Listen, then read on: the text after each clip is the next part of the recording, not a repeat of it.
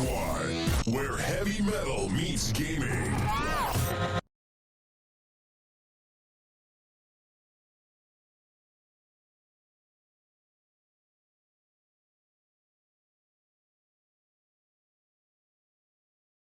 Hey ladies and gentlemen, let's start out with game number 1.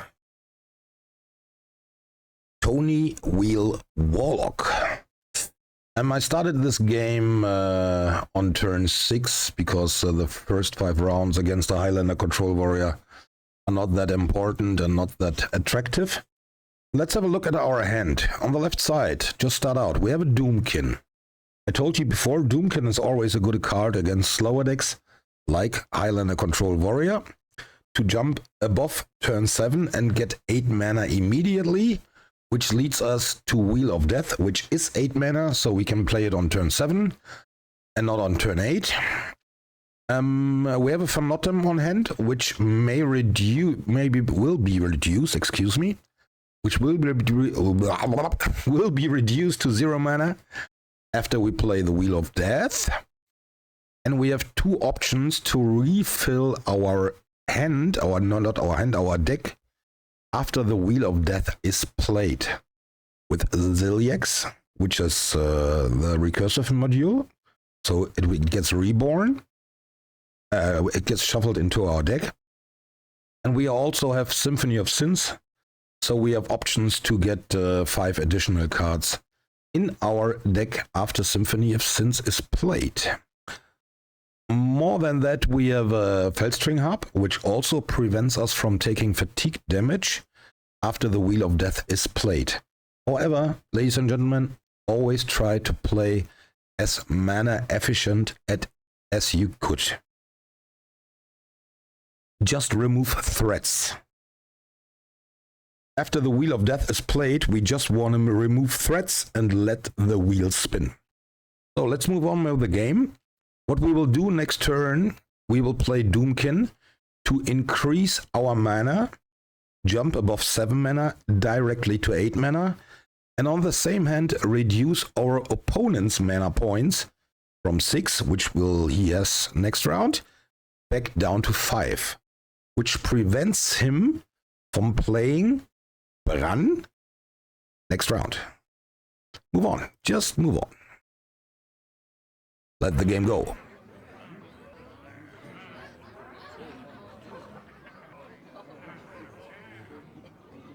So just play the Doomkin only against slower decks like Highlander Warrior, reducing his mana to 5, increasing our mana to 8. Gives us the option to play the wheel on turn 7 because we have 8 mana on turn 7.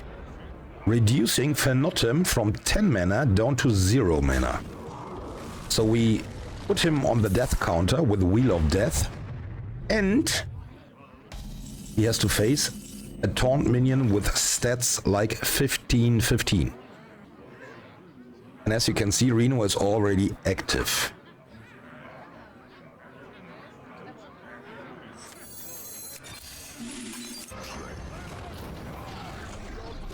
Let the wheel spin.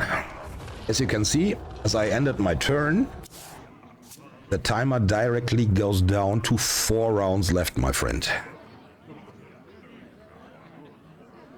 For a warrior, it's not that difficult to get rid of the big Phantom. As you may know, they are running so much single and mass removal. So in this moment, it's just a taunt to prevent taking 5 damage from the minion on his board. He's now able to play his Bran. We denied his Bran last turn by playing Doomkin. Remember this, okay? Well, let's start to think about threats now. There's a minion on the right which has stats attack 5, defense 2. I guess the 2 for Bran is not that important. We could play Reno here, but we don't have to. So we just take Table Flip to get rid of the 5/2 minions. Play Zilliax because it's mana efficient. We use our complete mana. He is now facing 2 taunts. And furthermore, if he kills our Zilliax, it goes back into our deck, preventing us from taking fatigue damage.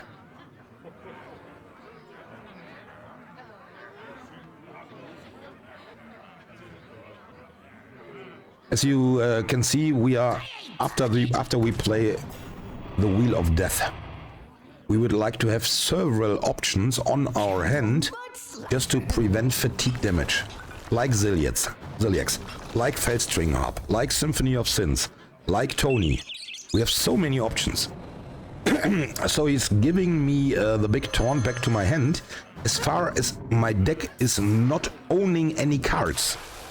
Phantom is still on 0 mana, so I can bring him back on board directly.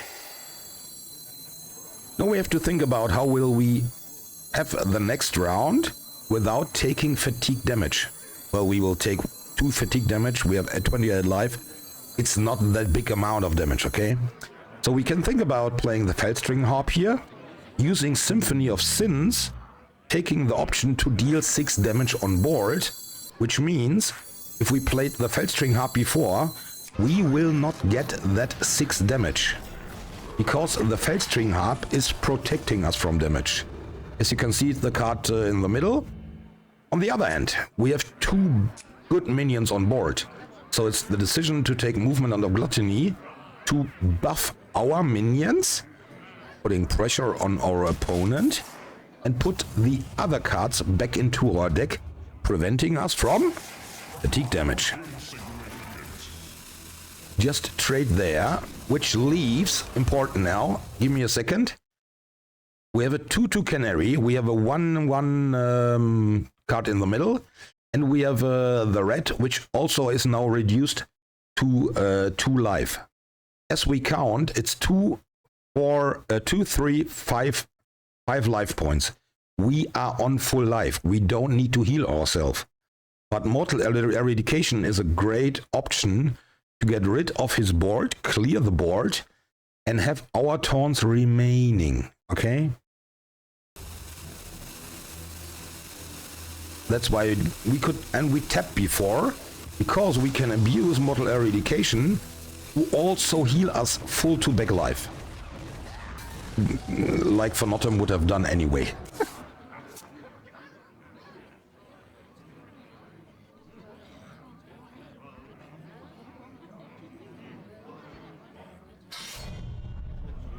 Our enemy uses the weapon, attacks our Ziliax, which goes directly back into our deck. So now we have 6 cards in our deck after the Wheel of Death is played. He did this to use Bladestorm to get rid of the bigger minion, which really is not important for us. We just need to prevent our enemy to not hit our face with lethal damage. So he's trading his Viper, which is a good information because to us, because we are still running our Feldstring Harp. But we are in such a comfortable situation that we don't even need to think about doing anything here. We are on full life. We have an end game on our hands. There is a 8/8 taunt minion within the end game card. So we get an 8/8 taunt for 2 mana. And we get an additional taunt minion out of that one. So he has to, here he will face a 6/6 reborn taunt and an 8/8 taunt. And the wheel spins down to 1.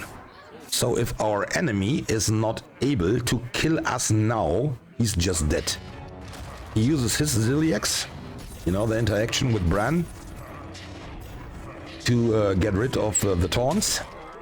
But it is not important to us. He's not nearly about to kill us. So we are just pushing the end and enemy turn button. The wheels will spin down to 0 and our enemy is just dead. You don't need to do anything here. This is how the deck is played against a very slow deck, like Druids, like Highlander Warriors, Control Warriors. These matchups are most likely very simple and very easy. I will have a mage for you on the second round. See you there. So my next showcase match will be against a mage, which is more likely a kind of combo deck, with playing Sif and dealing over 30 damage directly from hand. one of these decks which are not interested in playing Hearthstone against you, just playing with themselves. However, playing against a combo deck like Sith Mage or Nature Shaman is a very different game. We need to organize our game completely different, and so for that the mulligan is completely different, like we will do against a more aggressive class like Demon Hunter or Hunter. We are going for the big minions with Dark Alley-Pack, with Loken, with Phenotem, with Endgame.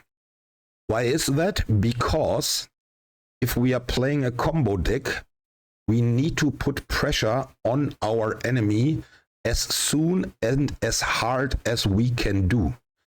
Because as long as he is under pressure, he needs to react. We don't want a combo deck player as an opponent to be able to act. Because it's never a good idea to let a combo player just act and do whatever he wants. We need to put maximum pressure on him so that he has to react and spend his combo pieces to get rid of the pressure cards which he is facing from our side. You will see it within this match that I'm trying to put as much minions and stats on board to get that mage thinking and reacting so he is not able to act on his own. Enjoy the game, ladies and gentlemen. I will leave a few words meanwhile. Gul'dan versus Kael'thas. The power of evil cannot be matched. Know the true essence of fear. So when it comes to the mulligan, as you can see, I have several card draw options here. Will the mage play any stuff, dangerous stuff in the early game, which we need to answer with table flip? Normally not. Tony, King of Piracy is the worst card you can have in the mulligan, so we get rid of him. What we are looking for are our cards which summon huge minions. We are not playing huge minions, but we can summon them, okay? That's why we are keeping our card draw options to get the opportunity to get these large minions on board.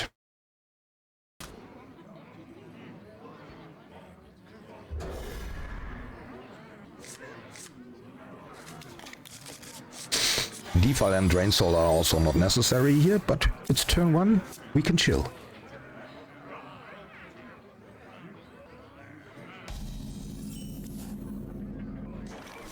And we top deck Loken, which is one of our pressure options. We just take the 1 mana card to have a play on turn 1, get the Forge of Wills. Because we will play the Forge of Wills on turn 3. We are owning the coin. Gives us the option to play the Forge of Wills on turn 3 and coin Loken to get most likely Phenotem and put maximum pressure on him. We still don't need to tap. We can use the cards in our hand. The options here are not that great. However, Mortal Eradication dives 5 points of spell damage indirectly on the board. Our opponent is a very useful opponent because he gives us exactly minions with 5 life points on the board. However, we wanna play Loken on coin to get stats and pressure on board. For the next round, we will just use Mortal Eradication to get rid of the minions on board and to heal us for 4, because Mortal Eradication, for every minion that spell kills, heals us by 2. We are down to 23. We will play Mortal Eradication. It kills exactly those 2 minions, heal us by 4, reducing the threat on board, healing us and giving us the option to play Loken next turn on coin. We will not do this under all circumstances. It is an option, okay? It is just an option. We still have a card to be top deck, right?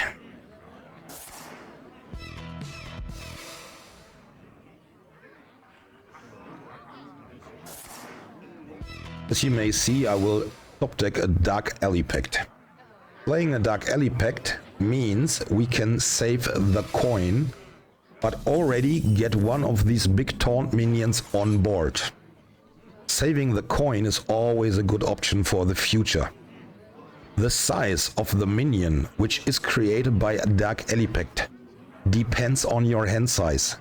As you can see on the right, my deck, actually I'm running 8 cards on my hand. As Dark Alley Pact is played, the amount of cards on my hand is reduced by 1. That's why a 7/7 minion will appear. You always have to remember that Dark Alley Pact itself is a card which reduces your hand size. So the minion will always be 1 attack and 1 defense point smaller than your actually hand size. Which gives us the opportunity to play Loken now on turn 6 on curve. And we top deck the end game. As the amount of minions within our deck is so reduced, we will most likely always Infinitum. Most likely always. That's why we saved the proc on the location last turn, because we knew we would play Loken on curve this turn. The 15/15 statted minion is more important than just getting a rush copy of the 7/7 statted minion the round before, okay? So what can we do here? We can think about playing Defile. Defile will clear the board, but also damage our huge minions as well. So we just decide to take Doomkin here, reduce the mana of our opponent, slowing him down, okay? And giving us an additional mana point. We can use the coin here, get rid of this minion, reducing our hand size. We are now able to play the Wheel of Death this round. We have Infinitum on hand. So far, we don't have an option on our hand to refill our deck after Wheel of Death is played. So we will take fatigue damage. Playing against the mages, actually, they are generating more armor than a warrior does. However, now we get our option to refill our deck after the Wheel of Death is played with a copy of our opponent's deck. The Forge of Will on the board gives us another option to play the Infinitum and get another 15/15 statted minion, putting pressure on our opponent so that he has to react and is not able to act while the wheel is already spinning, putting 2 threats on him. First, die on board. Second, die by the wheel. And as you may see, everyone is hovering over Tony after I play him, because no one expects me to play Tony, and they just wonder what this card does. And then they see, oh, this Warlock is not taking fatigue damage anymore. Why is that?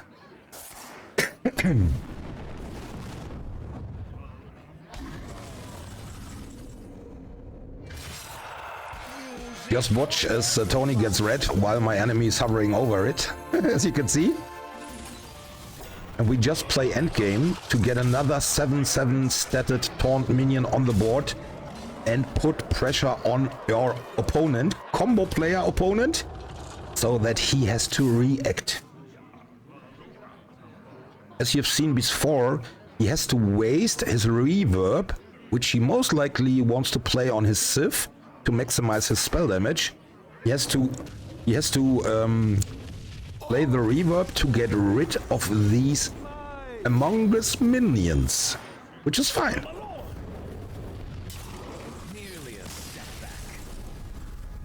Pressure, pressure, pressure. If you meet combo deck players, just put pressure on them as good as far as you can and as early as you can. So ladies and gentlemen, I will have a third game for you, and I guess then everyone should know what this deck is all about. See you soon. Ladies and gentlemen, our last opponent for this introduction video will be a Death Knight, a very controlly Death Knight. But during the introduction, I said a lot about preventing plagues, ruin your day. I chose this match against the Death Knight to have also a more mid-rangey deck, and so that I can explain to you how are we playing the Tony Wheel Warlock against a more mid-rangey deck, okay? I will leave for sure more explanations while the game is running. Enjoy! Our mulligan here is take what you got. Let me just talk about the mulligan while saving the screen. Holding Dark Alley Pact is always a good option against every opponent. Just playing a 6/6 statted Dark Alley Pact minion on turn 4 is a good option. As we are facing a Death Knight, you know, everybody knows that they like to play these paladin dudes, which have a death rattle and then summon the hero power dudes afterwards from the Death Knight. Defile is always a great card against this.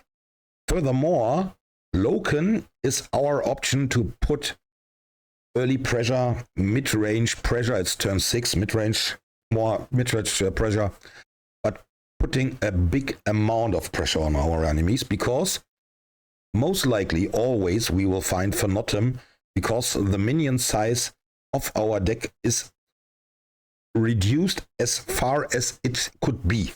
Okay? So we can choose just to hold this card, this hand, as a mulligan, because we have good stuff. We have Dark Alley Pact, having an early taunt, good stats on board. We have a Defile, which totally fits into the early game of our enemy to counter this. And we have Loken to get a good start into the mid-range game. That's why I decided to hold this hand. Know the true essence of fear.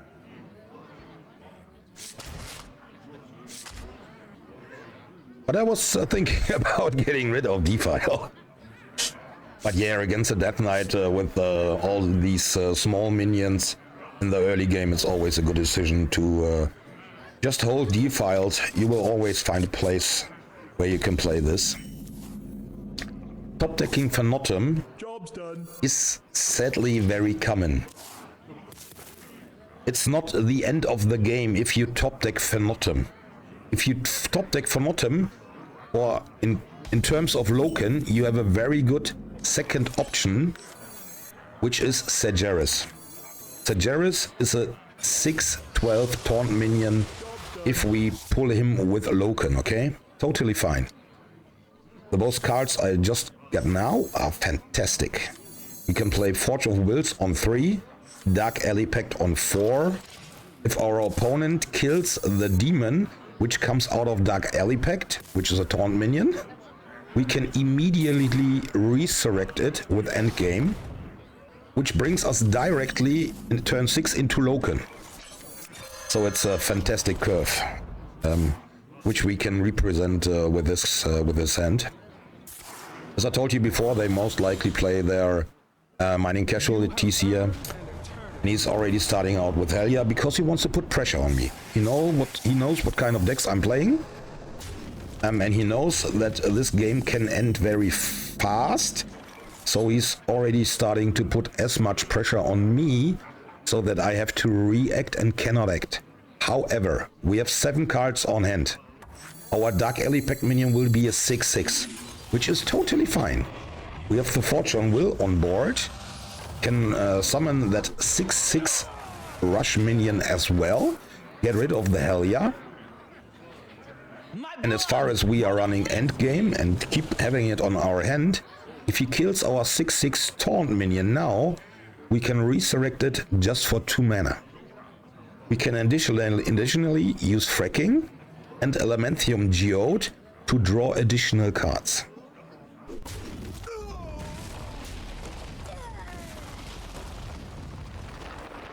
So he's not able to kill the taunt minion in this moment, which is totally fine with us. He has to use some random generated by stuff because for an unknown reason he's really afraid of taking 12 damage. Which means what? We are again putting pressure on our enemy so that he has to react, so that he has to waste his removal options early game.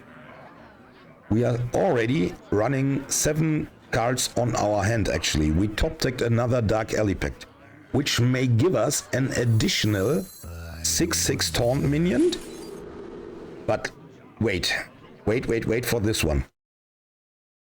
As I told you before, the plagues which are played by Death Knight are annoying. We are running 2 versions of Fracking. Two times we are running 2 times. If we play Fracking, it gives us 3 cards to choose from. This one was lucky, I have to say this. He gives me the Zilliax and asks me, would you get rid of 2 of the plagues out of your deck? Hell yeah, put 3 inside. So by playing Fracking now, it reduces the amount of plagues within my deck out of Helya from 3 to just 1. Reducing the chance to draw a plague by 66%, okay? Fantastic. It was just fantastic. So we take the Zilliax and get rid of these both plagues.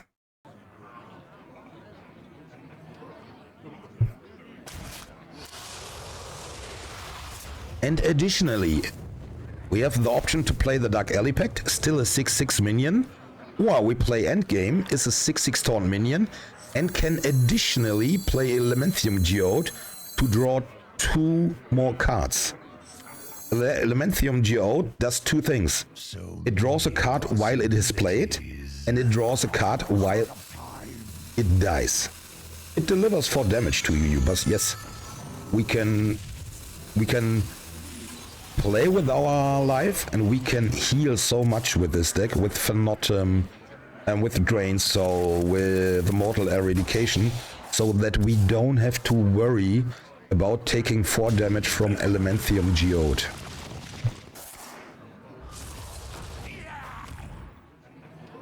Leaving us with turn 6 and the option to play Loken here. Our location on the board, the Forge of Wills, will be able to be procced. So we will have a look for Sageris here, the biggest minion which we own now. Leaving us with a 6/12 taunt in that case. And we can also, with the Forge of Wills, create an additional 6/12 rush minion. Just using the Elementium Geode to draw an additional card. Get rid of one of these peons on his board. We have to remember they are running the Sticky Grimwalker, which creates a poisonous minion. Okay, so it's always a good idea to get rid of them before the Sticky Grimwalker is played.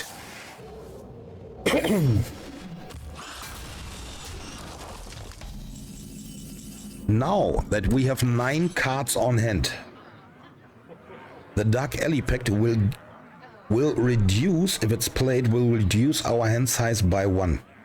Which means we will have a 8/8 taunt minion created by Dark Alley Pact, okay? There's no reason to do anything else, but we remain 3 mana, which gives us the option to play Furnace Fuel or to play the next Forge of Wills. We can do both things here. We are not facing any huge threat from our opponent's board. Both decisions are okay, but we have already a whole bunch of pressure on our side of the board, okay? So just use the pressure you have. I trade this time because of Sticky Grimwalker, okay? So that he has not the option to play a Sticky Grimwalker and get one poisonous 1/1 charger. You ain't never seen a light again.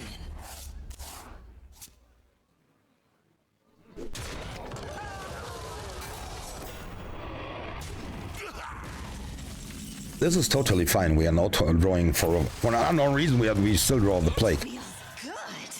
As I told you before, table flip. The cost of table flip is reduced by the amount of cards on your hand.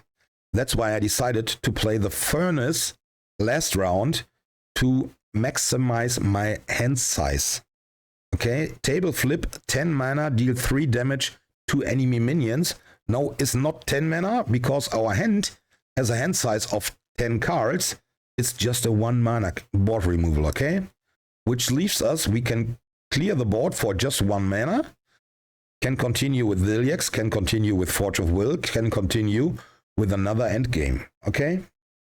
We can also think about playing Mortal Eradication because our enemy minions have 4 points of life. Opens us the road to heal ourselves, play another endgame, get another taunt, which we also, in cause of the very low mana cost of these cards, use additionally with Forge of Wills. So we have plenty of options to choose from.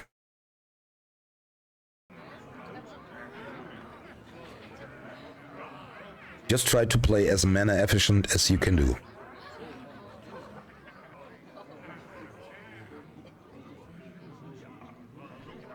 However, we don't have the Forge of Will of Death on our hands so far. But we don't need to hesitate.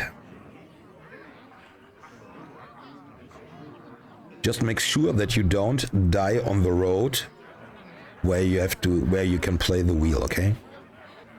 You can always use the Zilliax. If the Zilliax dies, it goes back to our board. We can draw him. We have a very reduced deck size at the moment. So we can use him again very soon.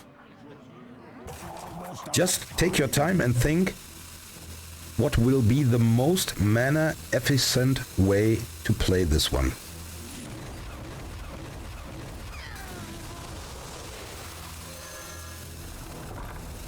And put pressure on your enemy so that he has to react and is not able to act.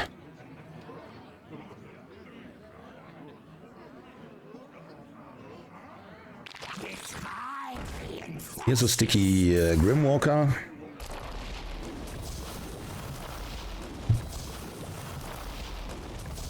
But yes, these kinds of plays force our enemy to use his removal options, and by using all his mana to reduce the threats on our side of the board, don't give him time to act and put us under pressure. Here's another opportunity I would like to show to you. We can use our reverb to create an additional Zilliax on turn 9, which leaves us with a great taunty protective wall on the board, which shields us as well. And if these minions die, we get 2 additional copies of Zilliax into our deck, which increases the chance to get more heal and more protection out of Zilliax by 50%, because we have a second one. However, this move is great against aggressive decks, but for sure we cannot play Reno as far as we have 2 copies of Zilliax within our deck. Luckily, this round, the Zilliax was drawn directly, okay? We are still looking for our wheel.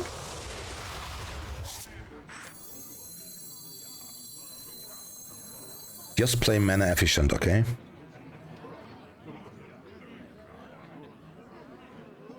And take your time to overthink your turns. This will be an 8/8. So many possibilities. We have the Forge of Will on deck, and so we can proc it. But do we really are under that kind of pressure? That's a 6/6, I'm sorry. To make any silly stuff here. No, we are not under that kind of pressure. We're just playing another taunt. We still have our Ziliax on board. We will heal ourselves with the Ziliax on board. We are on 27 lives, so we are fine. We are completely fine. We can still wait for Wheel of Death. Just make sure to always have a look on the enemy board so that he is not able to create lethal damage, okay? Here comes our wheel, which then leaves us with, let's talk about this.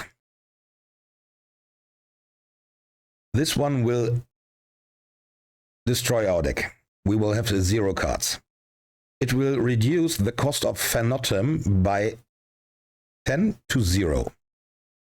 We have the Ziliax on our hand. We have a Tony on our hand to refill our deck and prevent fatigue damage. Furthermore, we have several removal options to survive the upcoming 4 rounds and prevent our enemy from killing us while our wheel is ticking. On top, while we play the Wheel of Death and Phantom, we again putting maximum pressure on our enemy so that he has to react to our plays and not have us to react on his plays.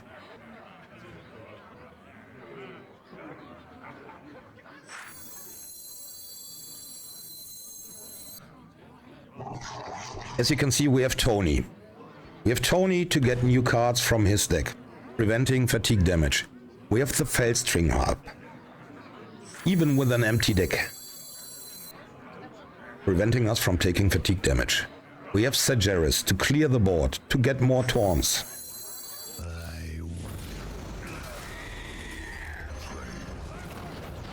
And don't forget to put pressure on your opponent.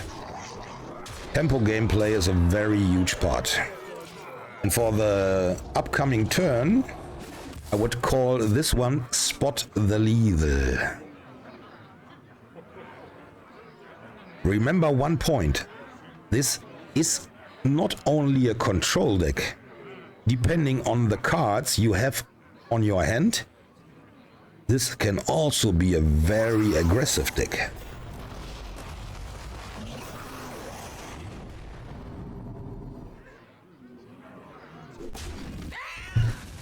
So, ladies and gentlemen, spot the lethal. There's a huge amount of taunt in our way. And if you are able to, maybe try to play intelligent. If the left or the rightmost minion from our side will die, it will generate another 2/2 taunt for him. Spot the lethal. It's not that difficult, right?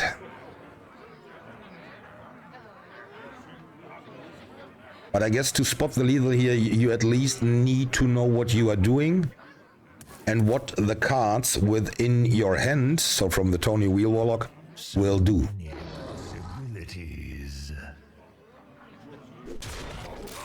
Another 2/2 taunt. And yes, it has something to do with defile, right? So, hit that one. When we play defile, the 3/2 from our side will die. Summon another 2/2 taunt for him. We play Ziliax to get rid of the leftmost taunt. Will remain with 2 mana, which we can then use to play Gul'dan's Gift. Get a Mortal Coil. We don't bother about taking fatigue damage. Use the Ziliax, trade the other taunt. Push 15 damage face. GG, well played. Just play intelligent. Ladies and gentlemen, this was my explanation and introduction to Tony Wheel Warlock. Made by me, with love, You will find the deck code in the comments down below. If you like what you've seen. My name is Moquai. You can find me on Twitch, MoquaiTV. Also linked in the comments down below. Enjoy your day. Have fun with the deck. And spin the wheel. Bye-bye.